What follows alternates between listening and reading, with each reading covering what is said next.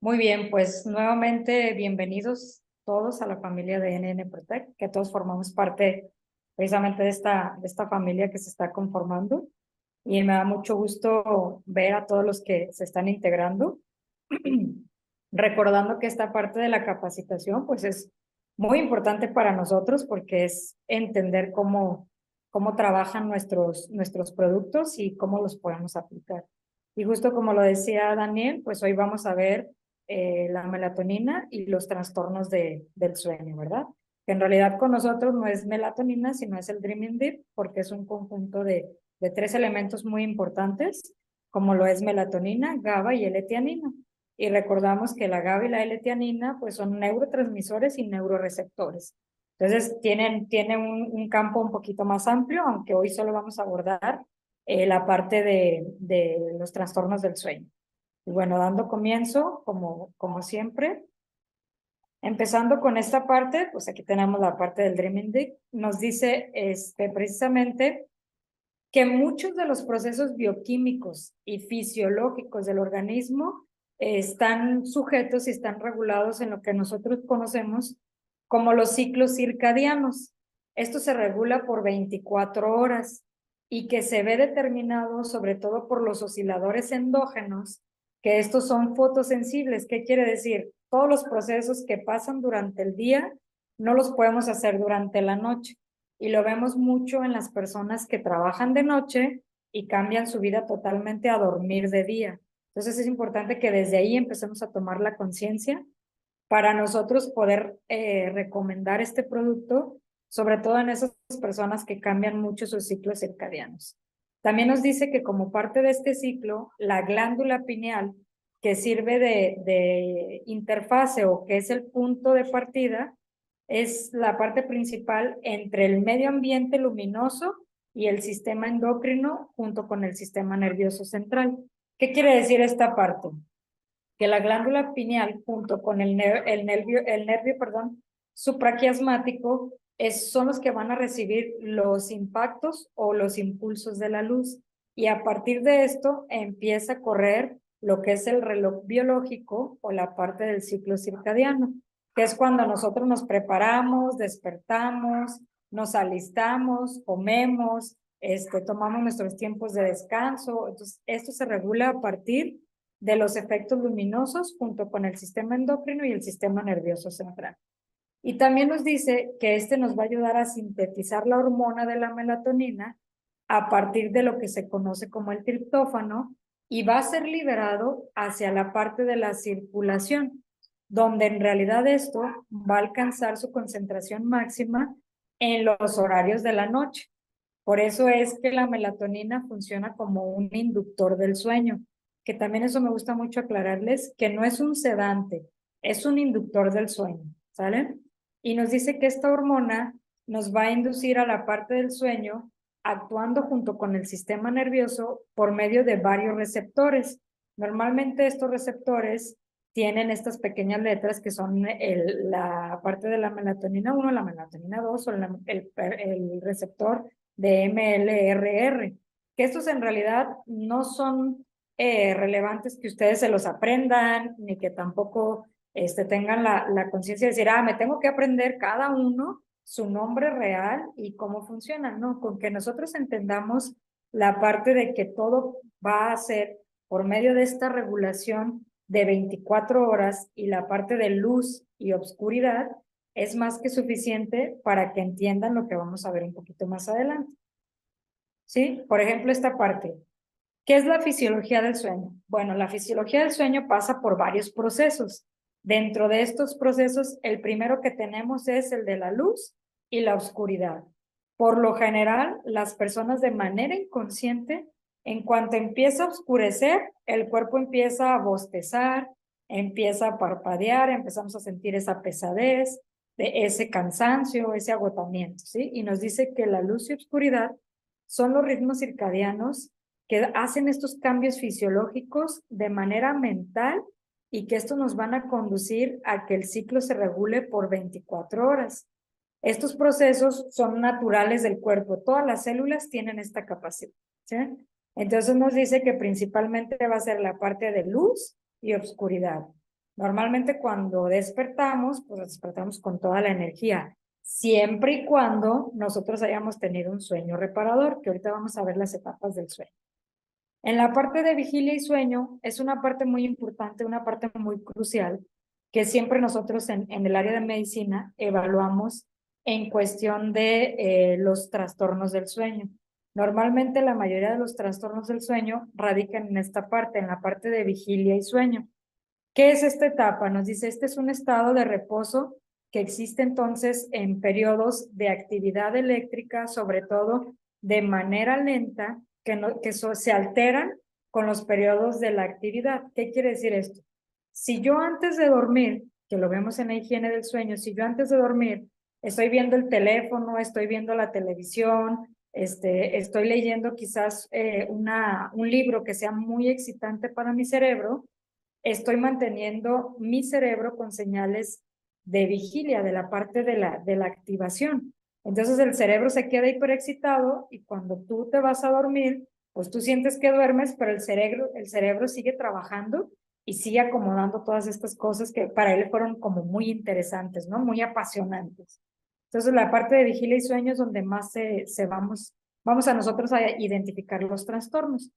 Aparte de eso, tenemos la parte de las fluctuaciones y el estado fisiológico. Aquí entra otra parte muy importante. Nos dice, las oscilaciones o activaciones para referencia son precisamente de manera rítmica y son potenciales toxinas o parte de lo que va a afectar en un grupo de neuronas. ¿A qué se refiere esta parte? Si tú, por ejemplo, ahorita, ¿no? Por ejemplo, aquí en Guadalajara estamos teniendo una oleada de calor tremenda.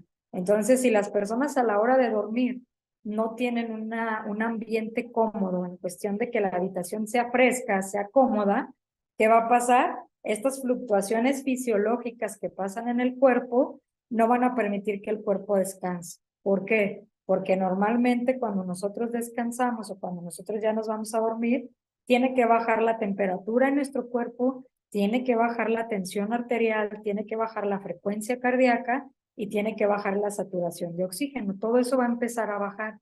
Pero si yo no le doy las condiciones para que esto pase, el cuerpo se va a mantener en un estado de fluctuación fisiológica que no le va a permitir llegar a las etapas del sueño. Ahora, hablando de la homeostasis del sueño, ¿qué nos la da? Nos la da la adenosina y nos la da la melatonina. ¿Qué es la adenosina en la parte homeostática del sueño? Bueno, pues la adenosina es cuando el gasto energético en el cerebro supera a la producción energética debido a las demandas metabólicas de las neuronas.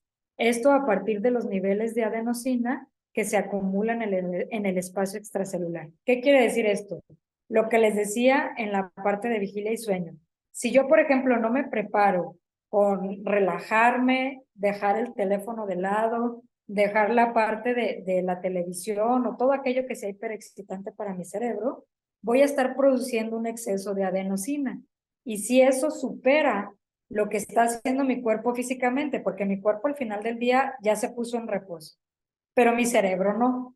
Entonces, mi cuerpo empieza a bajar todo lo que es fisiológico, pero mi cerebro sigue estimulando, estimulando, estimulando, estimulando. Entonces, va a haber una sobreproducción de adenosina y esto me va a mantener relativamente despierto, aunque mis ojos estén cerrados, aunque mi cuerpo esté en estado de relajación, mi cerebro va a seguir activo y es como si estuviera despierto.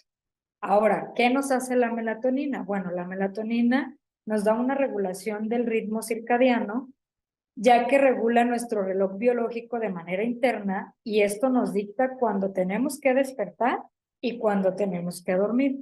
Por eso es que más o menos entre las 7 y las 9 de la noche yo tengo que hacer una preparación, porque el ciclo de sueño empieza a las 7 de la noche. Y realmente de todos los que estamos aquí, pues la mayoría no lo hacemos, ¿verdad? Iniciando porque ahorita estamos en una clase que nos interesa y que es muy importante para mí. Desde ahí ya estamos metiendo factores excitantes para nuestro cerebro. Entonces la melatonina desde ahorita ya nos está empezando a mandar estímulos, ¿sí? De que el cuerpo ya empiece a relajarse. Por eso muchos, a lo mejor ahorita cuando estén en la clase, pues a lo mejor se van a sentir con pesadez, van a sentir agotamiento, van a sentir que quizás pasa el tiempo muy despacio, quisieran que pasara muy rápido. Es precisamente por eso, porque la melatonina nos empieza a dar estos ciclos de reparación para nuestro cuerpo. Y ahora tenemos también la parte del reloj biológico. ¿Qué es el reloj biológico? No es lo mismo el horario que tenemos nosotros aquí en México que el que tienen en Estados Unidos, que el que tienen en Europa. Sí, o sea, todo cambia. Entonces, mi reloj biológico en realidad está preparado para mi lugar donde yo estoy, donde yo radico, ¿sí? Y nos dice la glándula pineal o la epífisis es un agente cronobiótico. Esto quiere decir que sincroniza nuestro reloj interno con los ciclos de luz y oscuridad, lo que les decía. Si ustedes ahorita viajan a Europa, pues quizás les va a costar trabajo acostumbrarse. Tendrían que pasar varios días para que este reloj cronológico o cronobiológico cambie, porque en realidad yo estoy acostumbrado a que ahorita a las 7 de aquí de Ciudad de México o en México, pues yo me duermo, pero a lo mejor allá, pues es al revés, ¿no? Por la parte de la posición de donde se encuentra el continente europeo. Tendría que pasar un tiempo para acomodarme, aunque si yo veo la oscuridad, pues mi cuerpo va a empezar a hacer esas pequeñas modificaciones.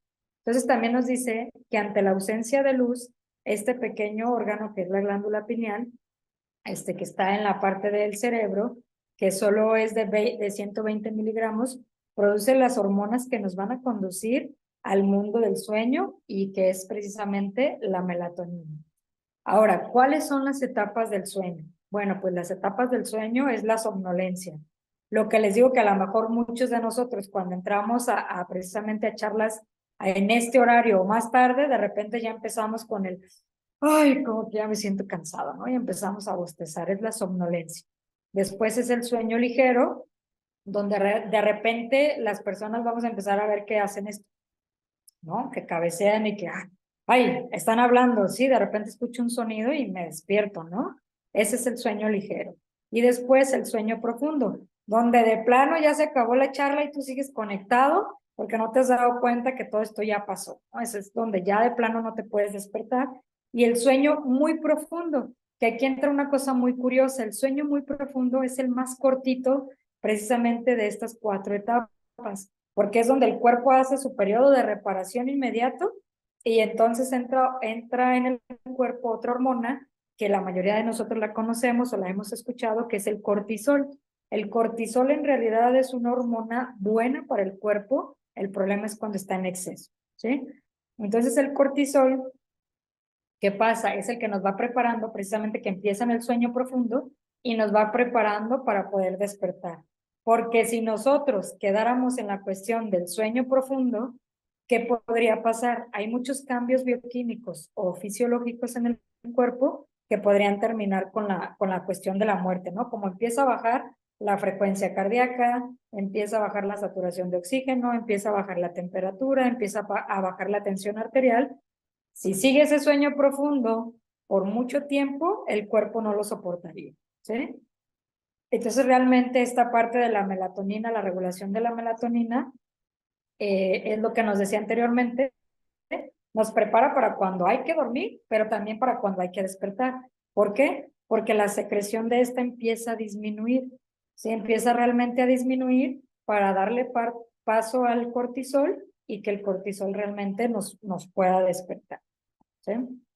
Y aquí les puse una pequeña tablita que nos da las características fisiológicas en la parte del sueño, como lo vemos aquí, el sueño que no es profundo y el sueño que ya es más profundo, ¿sí? Y nos empieza a decir aquí el NREM o el REM, y nos dice la frecuencia cardíaca se va a ver disminuida y ya en un sueño profundo no va a haber mucho cambio. La eyección cardíaca, o sea, la parte de la sangre bombeando hacia todo el cuerpo, cuando estamos en este sueño, antes de caer el sueño profundo, pues es donde va a haber disminuido y en el otro no va a haber cambio. ¿Por qué? Porque ya se está preparando para poderse despertar. La presión arterial sistémica la vamos a ver disminuida, en la otra no vamos a ver ningún cambio. La presión arterial pulmonar la vamos a ver aumentada en ambas etapas. La resistencia vascular periférica la vamos a ver disminuida en ambas. La frecuencia respiratoria va a ser disminuida en el sueño de reparación, pero en el sueño profundo va a ser variable. ¿Por qué? Depende mucho de la cuestión del pendiente que tú tengas. Por ejemplo, si llega el fin de semana y tú sabes que realmente no tienes nada que hacer más que despertarte a la hora que tú quieras, ¿qué pasa? La respiración es muy tranquila, pero si tú un día antes ya te programaste y dices, mañana me tengo que levantar a las 5 porque tengo una junta, o porque tengo una reunión, o porque tengo que hacer X pendiente, la respiración va a ser muy acelerada para tratar de despertarte lo más pronto posible por este pendiente que tú le dejaste a tu cerebro.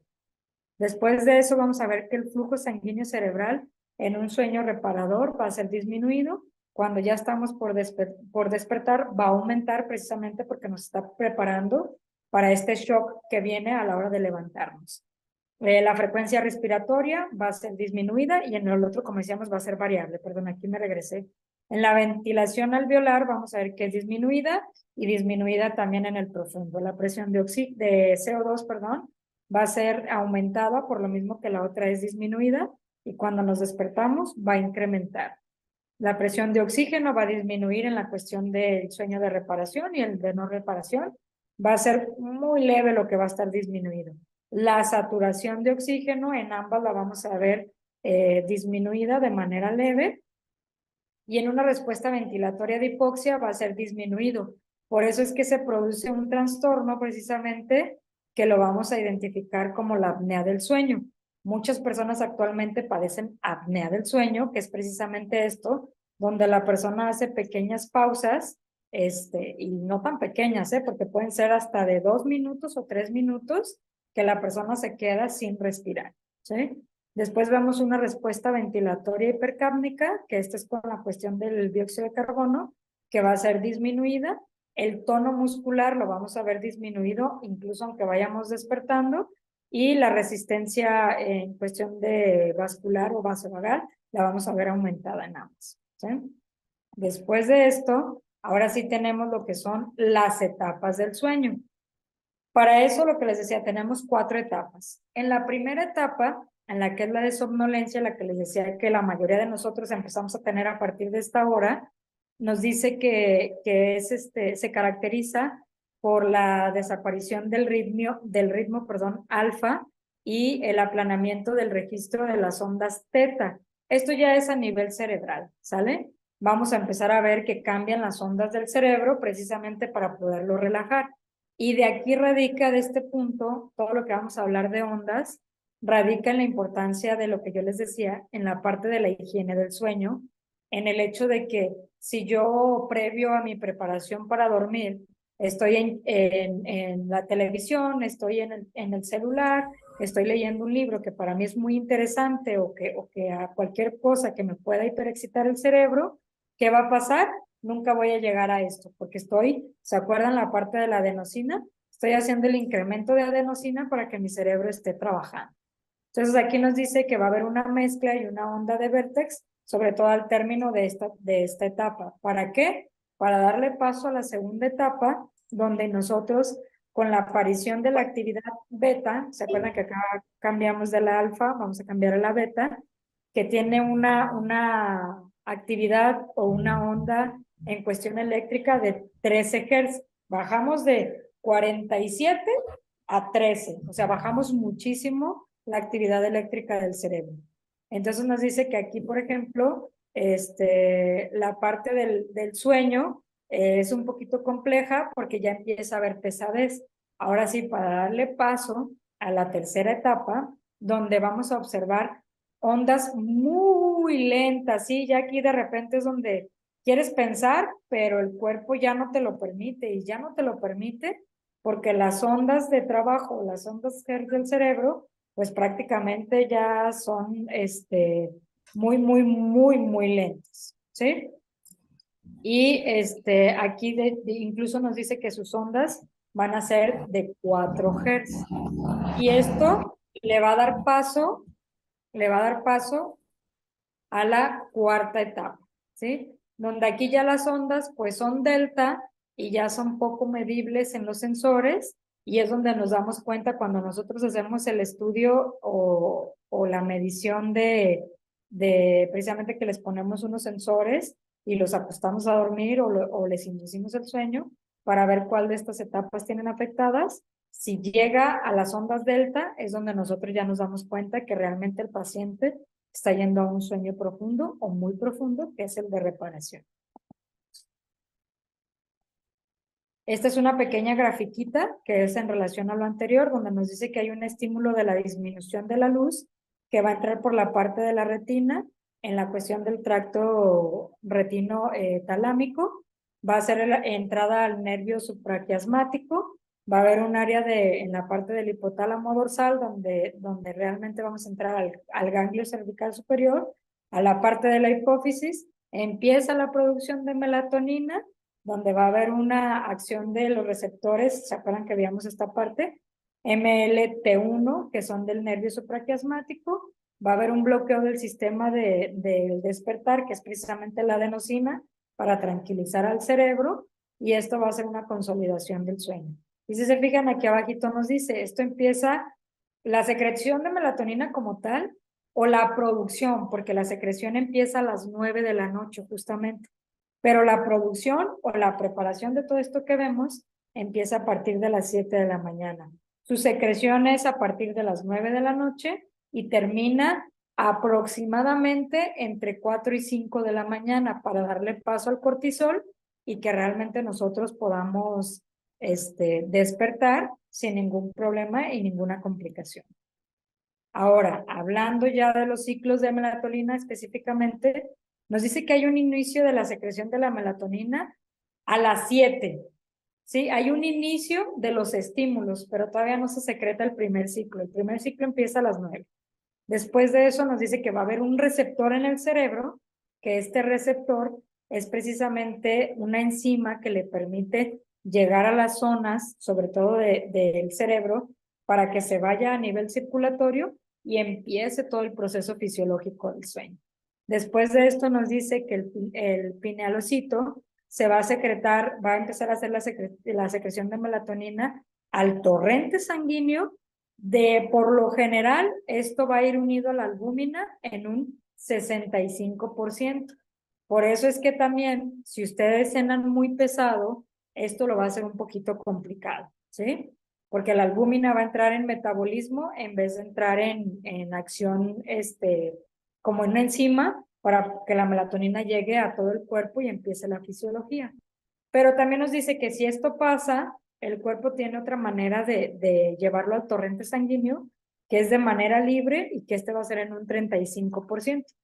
Aquí está un punto muy importante que siempre me gusta aclararles, que la vida media de la melatonina es de 10 a 15 minutos. Aquí estamos hablando de una melatonina fisiológica, ¿sí? ¿Qué quiere decir? A las 9 de la noche empieza a secretarse el primer impulso de melatonina y si yo en esos 10 a 15 minutos no me preparé para dormirme, ya se me pasó el primer ciclo. Que muchas personas luego comentan o dicen, es que si no me duermo a las 10, ya se me pasa el sueño y ya otra vez como hasta las 11 me vuelve a dar sueño. ¿Por qué? Porque estos 10 a 15 minutos, que es la vida media de la melatonina, van a dar un periodo de descanso de hora y media. En esa hora y media, el cuerpo hace un análisis rápido para ver si no hay un problema en el cual haya bajado demasiado los factores que vimos anteriormente y pongan en riesgo la vida de la persona. Si no hay este riesgo, vuelve a secretar melatonina. Y entonces le da otros 10 a 15 minutos para volverse a preparar a un sueño profundo, ¿sí? Y entonces ya de ahí vuelve a mandarlo otra hora y media. Si en esa otra hora y media igual no te has dormido, pues igual vas a tener que esperar a que vuelva otro ciclo y así sucesivamente. Entonces, aquí hablamos de una melatonina fisiológica, ¿sale? Si nosotros damos una melatonina química, que es la que nosotros tenemos en el Dreaming Deep, te va a durar de 30 a 45 minutos. Te da un periodo más largo para que puedas prepararte para el sueño y aparte de eso te manda, por eso es que más rápido te manda a un sueño profundo, ¿Por qué? Porque acelera el proceso. Por eso es que dura de 30 a 45 minutos de vida media útil. ¿Sale? Después de eso, tenemos que también la melatonina es metabolizada por la sangre y una vez que ya pasa todo el proceso, va a pasar al hígado o al cerebro. Esto aproximadamente entre las 11 y las 7 de la mañana. ¿Esto para qué? Para que al final del día sea secretada por la parte de la orina o por la parte del hígado que va a ir por metabolismo. Esto es importante que ustedes lo tomen en cuenta porque luego hay muchos pacientes que empiezan a tomar el Dreaming Deep y luego dicen, es que de repente duermo muy bien, pero lo que me despierta es la necesidad de ir al baño, ¿sí? Entonces ahí, por ejemplo, lo que hay que hacer es bajarle la dosis. Ahorita vamos a ver más adelante dosis, pero sí es importante que este síntoma lo tomen en cuenta. También nos dice que la melatonina alcanza su máxima concentración en la glándula pineal, sobre todo con los mayores picos que se originan en la parte de oscuridad. Si yo, de manera fisiológica, tengo una lámpara, tengo un televisor que luego, no sé si se han fijado que hay televisores que tienen un foquito rojo o azul, ese simple foquito me está dando un pequeño destello de luz que me va a afectar para que la melatonina no tenga la secreción ni su concentración máxima. Entonces, eso también es importante. A diferencia que si hablamos de la química, que yo cuando me tomo la química, así tenga la luz prendida y tenga lo que sea, me va a mandar a un sueño profundo y reparador. ¿Sí? Ahora, vamos a entrar a los tipos o los trastornos más comunes. No son los únicos que existen, pero son los más comunes que vamos a encontrar hablando del sueño. Insomnio, como tal, la mayor parte de las personas te van a decir, es que tengo insomnio, pero hay que identificar que el insomnio es la dificultad para conciliar el sueño o mantenerme dormido o por ende que no tenga una buena calidad, porque luego hay personas que les pueden hacer la mención de que sí duermo y puedo dormir hasta 12 horas, pero siento que no he dormido nada. O sea, siento que me acabo de dormir y me despertaron. Eso es una calidad o es una mala calidad del sueño. El síndrome de apnea obstructiva del sueño. ¿Qué quiere decir el síndrome de apnea obstructiva del sueño? Lo que les decía hace ratito. Son personas que van a tener hipersomnia, van a tener ronquidos intermitentes y van a tener pausas de respiración entre 2 a 3 minutos. Esto es fatal para todo el cuerpo, ¿sí? ¿Por qué? Porque se queda sin oxígeno y sin toda la reparación celular. ¿Qué es una hipersomnia o qué es una narcolepsia? Aquí hay una gran diferencia porque de repente las llegan a confundir. La hipersomnia es una facilidad excesiva para conciliar el sueño durante el día en situaciones que normalmente la mayor parte de las personas no podrían hacerlo. ¿Qué quiere decir? Es esa persona que tú conoces que llega, se sienta y no ha pasado ni 5 minutos cuando ya está roncando. O sea, tienen un estado de hipersomnia que tú dices, híjole, yo no sé cómo le hace para que nomás se sienta, cierra los ojos y ya se durmió. Pudiéramos pensar que es bueno, pero ¿qué pasa? Recuerdan que la melatonina se secreta entre las 9 y las 11 y empieza ahí a producir ciertos ciclos. Si tú duermes durante el día no se secreta melatonina.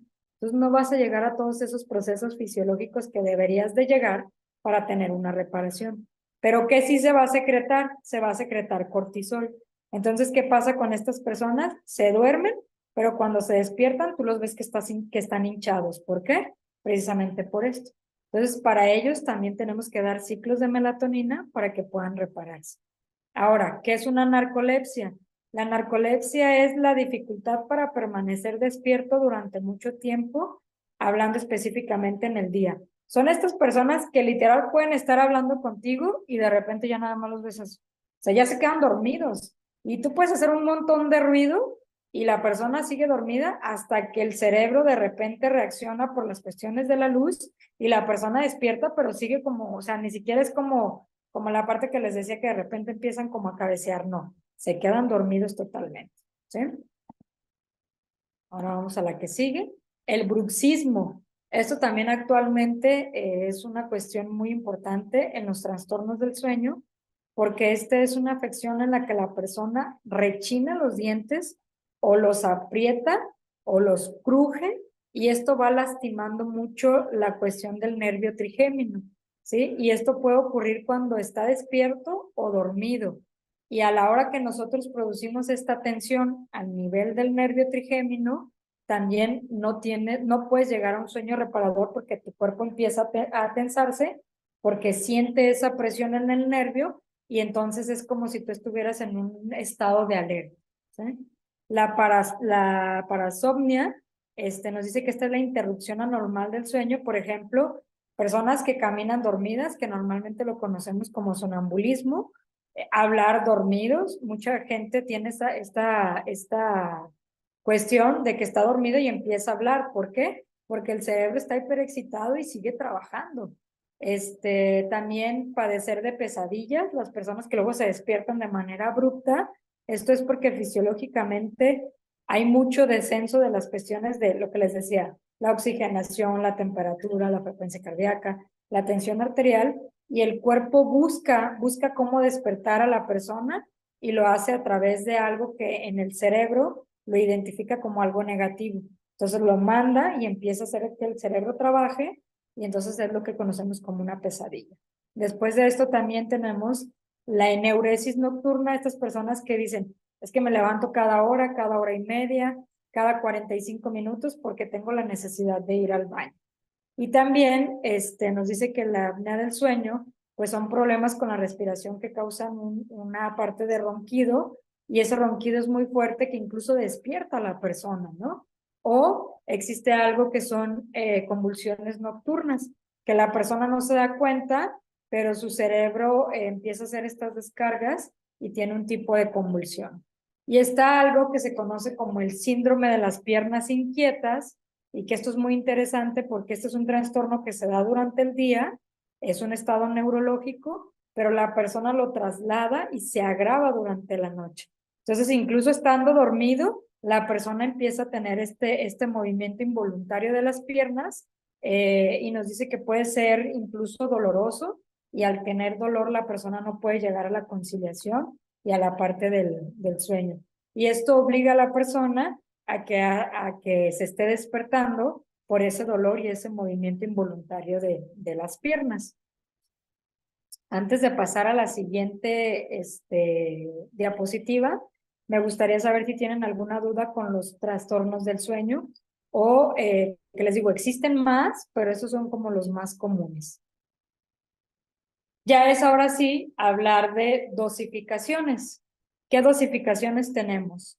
Normalmente yo lo divido en tres, que es el adulto, el adolescente y el pediátrico. A los niños menores de 6 años, por lo general, yo no recomiendo que se les dé la melatonina a menos que tengamos un trastorno del sueño o una patología neuronal que yo le pueda apoyar con la cuestión de la GABA y la L-tianina. ¿Sí? Solamente y se valora, ¿sale? Pero clasificando estas tres partes, tenemos que en la parte de insomnio, el adulto le damos de 10 a 20 gotas por la noche, dependiendo de la tolerancia. Hay personas que con 10 gotas mencionan, fue suficiente, duermo súper bien, siento que si tomo más ya me va a costar trabajo despertarme o me cuesta trabajo despertarme, ¿sí? En el adolescente damos entre 7 y 15 gotas por la noche, y hablando del pediátrico, damos de 2 a 5 gotas por la noche, siempre y cuando tenga el trastorno de insomnio. El síndrome de apnea obstructiva del sueño, en adulto vamos de 15 a 20 gotas, en adolescente de 10 a 15 gotas, y en el pediátrico no aplica. Y no aplica no porque no exista este síndrome en el pediátrico. Sí existen pediátricos que tienen este síndrome, pero ahí, por ejemplo, es muy importante la valoración de la respiración, porque ellos más de 2 minutos sin entrada de oxígeno puede producir un daño. Y si nosotros le damos melatonina y se va a dormir más y sigue produciendo estos periodos de apnea, puede ser un poquito peligroso. Entonces, por eso en los pediátricos no aplica si tiene el síndrome de apnea obstructiva del sueño. Esa es mi recomendación. Quien tenga alguna experiencia con pediátricos, pues sería relevante mencionarlo. Hablando de la hipersomnia y la narcolepsia, en adultos vamos de 10 a 20 gotas por la noche, en el adolescente de 7 a 15 y en el pediátrico de 2 a 5 gotas. En el bruxismo, como es una cuestión de un nerviosismo constante, en el adulto vamos de 7 a 10 gotas mañana y noche, en el adolescente 5 a 7 gotas mañana y noche, y en el pediátrico de 2 a 3 gotas mañana y noche. Esto es para que la GABA y la L-teanina nos ayuden a relajar por los neurotransmisores y que la persona empiece a soltar todas esas tensiones y deje de estar presionando la mandíbula o rechinando los dientes. En la paransomnia tenemos que el adulto va de 10 a 20 gotas por la noche, el adolescente de 7 a 15 gotas por la noche, el pediátrico de 2 a 5 gotas por la noche.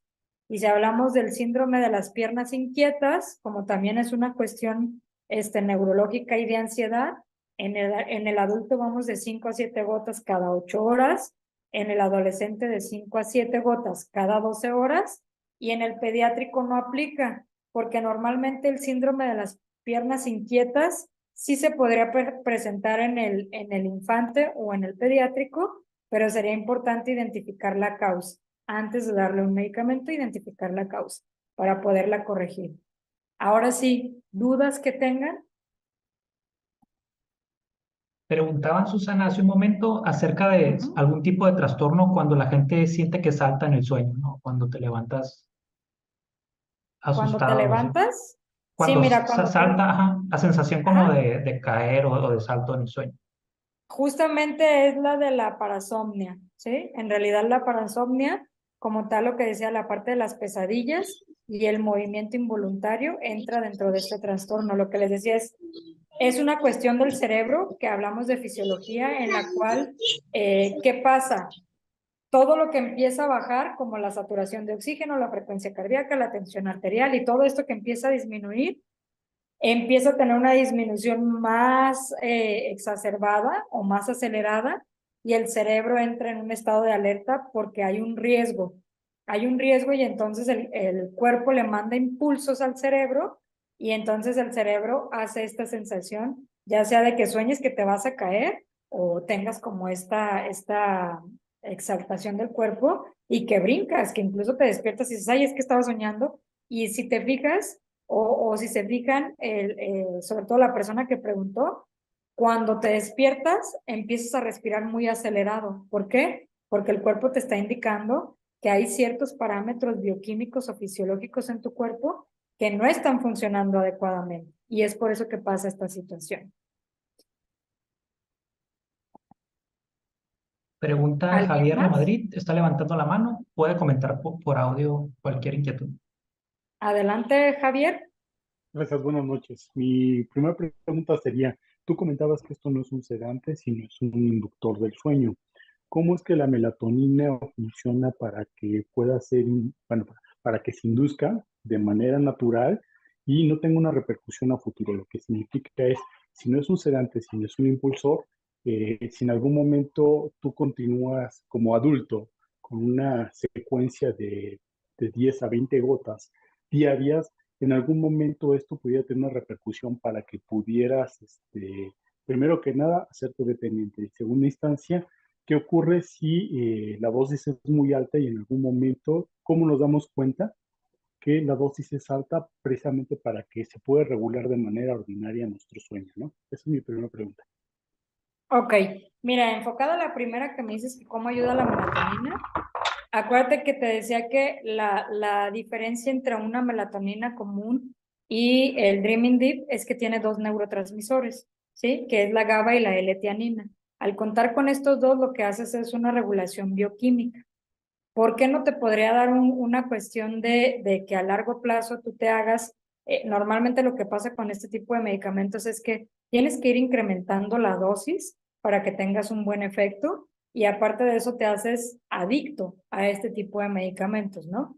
La diferencia radica desde lo que les mencionamos de la primera sesión, que es, como es un suplemento o es un complemento que está hecho con nanotecnología, ni siquiera tengo que darte dosis altas, porque para que tú tengas un efecto químico de la melatonina, tienes que darle al paciente aproximadamente entre 5 a 7 gramos. Y si tú te fijas en el producto que nosotros tenemos, realmente no llega ni a 1 gramo, pero como es nanotecnología, va a entrar directamente a hacer la función. ¿Qué pasa? Solo va a reparar precisamente esas ondas que no están actuando de manera adecuada y lo va a hacer que haga el estímulo. Solo le estoy dando un estímulo para que la melatonina, digamos, la que tu cuerpo produce como tal, solo tenga ese impulso y por sí sola empiece a secretarse. Acuérdate que yo les decía que el primer impulso de la melatonina empieza a las 7, digo, perdón, a las 9, y de ahí es hora y media. Y si tú no lo aprovechaste, pues te va a dar otra oportunidad a la hora y media y después a la hora y media. Lo que tú haces es que precisamente cuando tú das el Dreaming Deep, que es de nanotecnología, ¿qué va a pasar? Solo va a ser el primer impulso. Ese primer impulso le va a permitir a los siguientes impulsos que vengan con la misma intensidad, pero se regula hablando bioquímicamente. No es como cada vez te voy a dar más o cada vez tienes que tomarla porque si no la tomas, tu cuerpo no va a descansar. Incluso yo se los doy a mis pacientes por periodos y se los descanso un tiempo y luego se los vuelvo a dar como regulación. Pero en realidad, incluso hay pacientes que les tengo que bajar la dosis porque es mucha, que eso es enfocado a tu siguiente pregunta. ¿Cómo me doy cuenta cuando la dosis es muy alta? Que el paciente te va a decir que tiene dolor de cabeza al despertar, que el paciente te va a decir que le cuesta trabajo despertarse o que cuando se despierta se siente hinchado. Entonces ahí tú lo que tienes que hacer es bajarle las dosis. Recuerden que las dosis que les damos aquí son dosis recomendadas, más no es un estándar. Es conforme lo que hemos visto con los pacientes y los estudios que nosotros hacemos a partir de protocolos en pacientes con estas patologías. Pero en realidad es una dosis recomendada. No sé si aclaré tu duda, Javier, si no, con toda confianza. Sí, gracias. De hecho, me respondiste la segunda pregunta que tenía y si acaso tuviera la tercera pregunta es cómo nivelas el hecho de que el producto entiendo que trae como 15 mililitros, no es que 30, al menos. Sin embargo, mi pregunta se enfoca a lo siguiente. Para un paciente inicial que vamos a empezar a utilizar el Rooming Deep, ¿cuál sería la dosis, no solamente en gotas, ¿no? Sino casi en botella? ¿Cuánto aplicaría para un usuario nuevo y por cuánto tiempo? Hablando específicamente del Dreaming Deep. Sí, es correcto. Ah, ok. Sí, es que sabes qué? Que te escucho como muy lejos, de repente como que no te alcanzo a escuchar bien. Pero sí, mira, inicialmente yo te recomendaría que inicies con 7 gotas, que no te vayas más arriba. ¿Por qué? Porque vas a ir viendo la dosis respuesta. Si 7 gotas, el paciente te dice sí, o la persona que se la recomiendas te dice, sí sentí un cambio, pero como que no fue suficiente, le subes a 10 gotas. ¿Sí? ¿Y cuánto tiempo lo vas a valorar? Valóralo por una semana. Menos de una semana es un poquito complicado regular un trastorno del sueño. Ahora te voy a decir algo. Normalmente los que entramos a la familia NN Protect, entramos probando la cúrcuma, ¿sí? Y la cúrcuma tiene un efecto impresionante.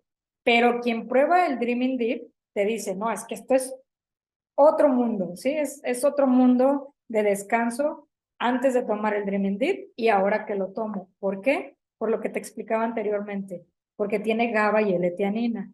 ¿En qué personas yo te recomendaría que no se lo des? Y esto yo siempre lo digo, en las personas que tienen disautonomía, que eso es un trastorno muy común actualmente, ¿sí? En esos pacientes, ¿qué pasa? Como tienen una desconexión del sistema simpático y parasimpático, ellos te van a producir mucho dolor de cabeza, mucho. Sí, así les des 4 gotitas, te van a producir mucho dolor de cabeza. Entonces, una buena dosis inicial son 7 gotas. De ahí partes hacia arriba o incluso la puedes bajar en algunos pacientes hasta 5 gotas. ¿Cuánto? Una semana y lo vas valorando. Espero haber aclarado también esa duda. Si no, con toda confianza, nos vuelves a preguntar, Javier. Sí, muchas gracias. Aclaraste mis dudas. Gracias. De nada. Nos ¿Alguien preguntan, más? nos preguntan Ujú. acerca del síndrome de la pierna inquieta, que si está asociada a un déficit de melatonina o de GABA. No, de ninguno. Es Permiso para preguntar, doctora. ¿Mande? Permiso para preguntar, doctora. Nada más déjame aclarar esta duda y ya pasas, ¿vale? Ok. En la parte del síndrome de la pierna inquieta, ni es por GABA, ni es por L-teanina, ni es por melatonina. Es un trastorno neurológico que se relaciona mucho con la ansiedad, ¿sí? Son personas que normalmente ya traen periodos de ansiedad y entonces una de las condiciones que tienen mucho es mover la pierna. Precisamente esto les permite como tener un cierto control. El problema es que se empieza a salir de esto y empieza a producir muchos estímulos a nivel de músculo y por eso es que se convierte en doloroso o incluso ya inconscientemente el cuerpo lo toma como una respuesta. Pero no, no es una deficiencia de ninguna de las tres. Ahora sí, la persona que habló, adelante. Soy Lupita de Zacatecas, doctora. Buenas tardes. Buenas Hola, noches a Lupita, todos. adelante. Para preguntar si no se contrapone contra ningún otro aparte de ese que comentaste, porque yo consumo curcumina y quisiera saber si no se contrapone por tomarme ambos productos. O si No, debe tener algún espacio entre uno y otro. Gracias. ok, Lupita, buena pregunta. Mira, sí, no se contrapone, pero siempre, independientemente de cualquier suplemento que estés tomando, yo siempre recomiendo que tengas una separación entre uno y otro de 5 minutos. ¿Por qué? El ciclo del torrente sanguíneo es de 5 minutos. Entonces, lo que tú le pongas a tu cuerpo, hablando químicamente, va a recorrer todo tu cuerpo y va a tardar aproximadamente 5 minutos. Entonces, si tú dejas un espacio mínimo de 5 minutos entre un suplemento y otro, le das oportunidad a que este suplemento haga su trabajo y si por algo tiene alguna reacción cruzada, no se dé. Pero en realidad no se contrapone. Muchas gracias. De nada, Lupita. Gracias a ti por tu pregunta. Nos ¿Alguien más? preguntan en el chat si hay alguna contraindicación para enfermedades como hipertensión o diabetes. No, no hay ninguna para hipertensión y diabetes. Ya cuando hablemos de otros productos que tenemos, sí daremos esas aclaraciones, pero en cuestión de la melatonina no. La única que sí les comentaba yo es la disautonomía, porque los pacientes sí se van a sentir afectados en dolor de cabeza y que no descansan realmente y se pueden incluso sentir inflamados, ¿sí? O con edema incluso. Pero de ahí en más, con ninguna otra patología se está contraindicado. Nos comenta Adri, dice, tengo un paciente que sufre mucha inflamación y mal sueño con estrés excesivo. Le di el Dreaming Deep, aún en bajas dosis de 2 gotas, le da muchísimo dolor de cabeza y no se le baja. Mencionaste eso justamente ahorita, ¿podrías volver a explicarlo? Sí, mira, normalmente las personas que tienen un trastorno como disautonomía, que es precisamente la parte del simpático y el parasimpático, en ellos produce mucho dolor de cabeza porque como el que tenemos, el Dreaming Deep, que tenemos todos nosotros, tiene GABA y L-teanina y como son neurotransmisores, van a tratar de corregir esta patología de la disautonomía. Entonces, ponen al cerebro a trabajar y entonces realmente ahí no hace que descanse, sino que está tratando de corregir una patología. Por eso es que en ellos yo les recomiendo que no ni siquiera en una gotita, ¿sí? Porque al final el GABA y el L-teanina, que son neurotransmisores, van a tratar de corregir ese proceso. Entonces, ahí sí te recomendaría que a él no se lo des, que busques mejor entrar a desinflamar por la parte de la cúrcuma y que le des chía, que la chía también tiene unas sustancias que nos van a relajar el cerebro. Entonces ahí le funcionaría más bien la parte de la cúrcuma para desinflamar y la chía como un mecanismo de relajación. ¿Alguna contraindicación para pacientes con asma? No, tampoco. Nada más lo que yo aclaraba en la parte de la apnea del sueño y en el síndrome de piernas inquieta en el pediátrico, aclaraba lo de la apnea del sueño porque en realidad ahí la causa es muy diferente que la del adulto. El niño normalmente, ¿qué pasa? Entra en un estado de relajación profunda y normalmente por la posición anatómica o por las condiciones anatómicas del pediátrico, las tres vías de la respiración o de la ventilación no se acomodan de manera que el paciente pueda respirar. Entonces, si yo lo mando todavía a más relajación, pues voy a hacer que esto se acelere más, pero en realidad en el asma no tiene contraindicación. Gracias, Susi. Buenas noches. Buenas Ahorita noches. hablabas cuando dormíamos durante el día. Aquí se usa mucho en México la siesta a mediodía, que también Pues afecta en un momento dado. sí te afecta, mira, realmente hay muchos estudios que nos dicen que realmente cuando nosotros hacemos un sueño durante el día, lo que te decía, no se secreta melatonina, pero sí se secreta cortisol. Entonces, acuérdate que el cortisol es una hormona proinflamatoria y como nos mantiene en estado de alerta, entonces nos va a activar todo el mecanismo de lo que es la renina, angiotensina, aldosterona para mantenernos en el estado de alerta. Entonces, ¿qué pasa? Vas a producir inflamación. Yo ahí lo que recomiendo es, si están acostumbrados a tomar una siesta en el día, pues que cuando menos se tomen 2 gotitas para que haya como digamos, como algo que contrarreste la cuestión de la hormona del cortisol y que procuren que sea un espacio fresco para que la persona tenga como las condiciones y que no tenga luz, que trate que sea lo más oscuro posible, para tratar de como crear las condiciones. Y que sea siesta, que no sea dormida. Pues. Exacto. Una siesta de 15 minutos es suficiente, Sí, ¿verdad? sí. Hey, muy Sí. bien, gracias, Susi. De nada. Nos ¿Alguna otra preguntan pregunta? que si para un Ajá. joven de 16 años con ansiedad, que si es más recomendable la chía. No, un joven de entre 16 y 18 años te recomiendo más que le des el Dreaming Deep por los otros complementos que tiene, porque te va a ayudar muchísimo más. En este caso, la recomendación que les daba de la chía es porque no le podemos administrar el Dreaming Deep.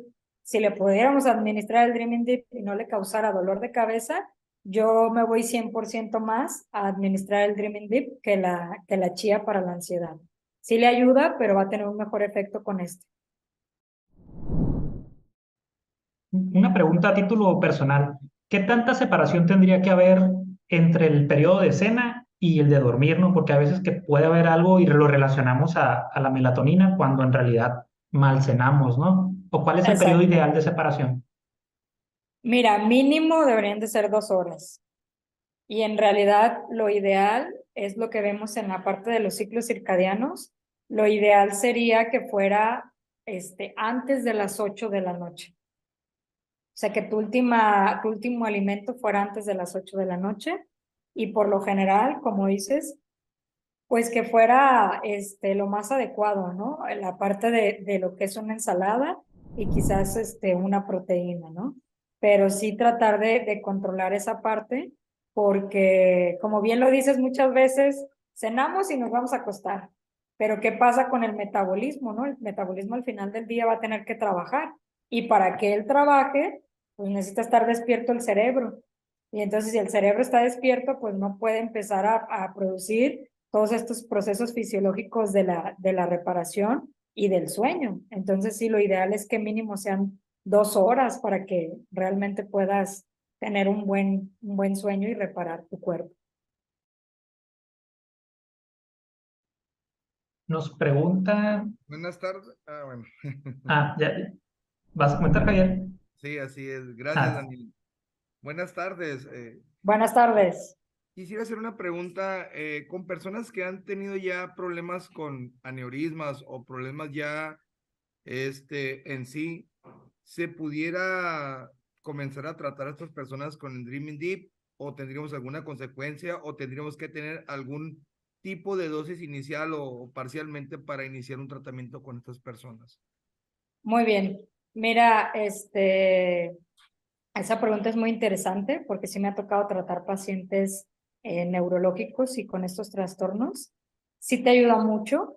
pero yo siempre la combino con otros dos, que es la cúrcuma y la chía, ¿sí? Pero de manera inicial en estos pacientes, yo empiezo dándoles 3 gotas, porque acuérdate que también hubo, a la parte de un accidente cerebrovascular, hubo algunas alteraciones en la comunicación, ¿sí? Entonces, estas alteraciones en la comunicación pueden estar produciendo procesos de inflamación a nivel de cerebro.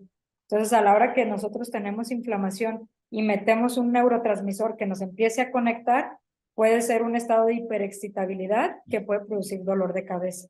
Entonces, yo les doy la cúrcuma y les doy la chía, la cúrcuma buscando desinflamar y la chía buscando proteger el sistema nervioso, porque acuérdate que el sistema nervioso tiene una vaina, que es la vaina de mielina, y esta vaina necesitamos protegerla, ¿sí? Porque durante un accidente cerebrovascular se ven dañadas precisamente estas cuestiones. Entonces damos la chía sí la doy en dosis de 10 a 15 gotas, cada 12 horas más o menos. Inicio con cúrcuma, si la doy en cápsulas, le doy 3 cápsulas, una en la mañana, una en la tarde y una en la noche, por 7 días. Y luego ya meto ahora sí el Dreaming Deep de 3 a 5 gotas, valorando siempre a la persona. Ok, bueno, la dosis que se van a implementar, tendríamos que tener un tiempo obviamente, para tomar cada uno de esos productos, o simplemente se pudieran tomar en conjunto los 3 al mismo tiempo, o tendríamos que dar un receso de 1 minuto, 5 minutos, para poder hacer la ingesta de ambos. Mira, lo ideal es que le dejes 5 minutos de separado, aunque yo nunca he tenido problema en cuestión de combinar chía y cúrcuma, ¿sí? Casi al paciente, cuando yo sé que se le va a complicar mucho, le digo, prepara tu agua de chía con tus 10 o 15 gotitas, dependiendo de la valoración, y con esa misma tómate tu cápsula de cúrcuma. En ese no he tenido complicación. El que sí yo te daría por separado sería el Dreaming Deep, por la cuestión de los neurotransmisores. Ok, sí, ahorita comentabas, María, comentabas que darías 3 cápsulas, si fuese la curcumina en este caso. En el caso de la curcumina líquida o en gotas, ¿se harían cuántas dosis? ¿5 en la mañana, 5 a mediodía y 5 por la tarde? ¿O cómo serían las dosis para esas personas? Sí, mira, en gotas sí le mandaría 5 en la mañana, 5 en la tarde y 5 en la noche. De 5 a 7, dependiendo del grado de inflamación que tenga el paciente. De hecho, si me permites, Daniel, tengo un cuestionario, un mini cuestionario que hacemos en medicina biológica para ver el grado de inflamación. Entonces te lo paso a ti y ya tú le das el formato y ya se los pasas a todos, que les va a ayudar mucho. Muchísimas gracias, muy interesante, la verdad, sí, más o menos andaba haciendo mis ecuaciones y eso estaba, bueno, diciendo 5 y 5 más o menos, sacando más o Sí, menos el balance de chía y curcumina y en este caso Dreaming Deep. Pues muchísimas sí. gracias, la verdad, No, al contrario, estamos para servirles. Nos preguntan en el chat acerca de las diferencias entre chía y Dreaming Deep. Mucha diferencia. La chía normalmente, digo, vamos a tener también una charla de la chía, pero hablando de esto, acuérdense que el Dreaming Deep es melatonina, GABA y L-teanina. Melatonina es inductor del sueño, la GABA es un neurotransmisor que nos ayuda con la comunicación entre neuronas y la L-teanina es precisamente para la reparación neuronal. La chía como tal tiene un importante trabajo en el cerebro, pero es más porque la chía funciona a nivel de mucilágenos, que lo que nos hacen es el recubrimiento del sistema nervioso.